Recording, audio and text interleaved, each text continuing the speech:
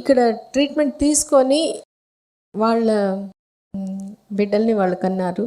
వాళ్ళ ఎక్స్పీరియన్స్ వాళ్ళు షేర్ చేసుకుని ఉన్నారు. మా పెళ్ళి ఇప్పటికి 26 సంవత్సరాలు అయింది. 20 సంవత్సరాల తర్వాత వచ్చాయి మేడంని. మా వారు ఎక్సైజ్లో పనిచేస్తారు, డి శంకరయ్య అని. ఇంకా అక్కడ చెన్నైలో చూపించుకునే వాళ్ళం. అన్నీ తిరిగాం. ఫస్ట్ అంతా జీజీ హాస్పిటల్, అక్కడ అందులో ఐవీఎఫ్ అన్నీ చేయించుకున్నాము. తర్వాత ఆయన తెలుగు కదా, కొంచెం ఏం చెప్తుందో అనేసి ఒకసారి వచ్చాము. అప్పుడు ఈ హెల్త్ గురించే ఫస్ట్ చెప్పింది, పిల్లల గురించి తర్వాత. సిస్టర్స్ అయితే అలా చూపించి అందరికీ సక్సెస్ అయిన వాళ్ళ దగ్గరికి నన్ను తీసుకెళ్ళి చూపించి 1 సంవత్సరం రోజుల లోపలే మాకు సక్సెస్ అయింది. చెప్పిన ప్రకారం అవంతా రాసుకొని ఇక్కడి నుంచి నెల్లూరు నుంచి కూరగాయలు తీసుకెళ్ళి అవన్నీ తిన్నా. బాగా హెల్త్ బాగా మారింది నాకు. బ్లీడింగ్ అవంతా డే టైము. అప్పుడు నిజంగా అసలు ఎన్ని జన్మలకి ఎదురు నాకు అమ్మలేదు, మా అమ్మమ్మ చాకింది.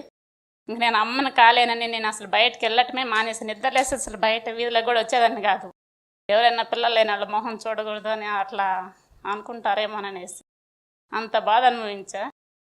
ఇక్కడికి వచ్చిన తర్వాత నాకు మంచి జరిగింది. మేడం ఈ కౌన్సిలింగ్ అప్పుడు ఇలానే చెప్పింది, మంచి చేస్తే మంచిగా జరుగుద్ది అనుకోని. మెడిటేషన్లో బాగా అదే బిడ్డ ఉన్నట్టే ఊహించుకొని అలానే మెడిటేషన్ చేసి సగం మారా నేను.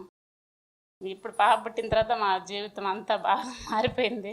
ఇప్పుడే పెళ్ళి మళ్ళీ మేము కొత్తగా కాపురం పెట్టి అట్టగా ఉంది మేము ఇప్పుడు. అదంతా ఇక్కడికి వచ్చి చెప్పినందువల్ల, నేను తిన్నందువల్లే మారాను. నేను మారా ఫస్ట్. ఇప్పుడు అందరూ అసలు మాకు పిల్లలు పుట్టారంటే చాలా సంతోషంగా ఉన్నారు అందరూ.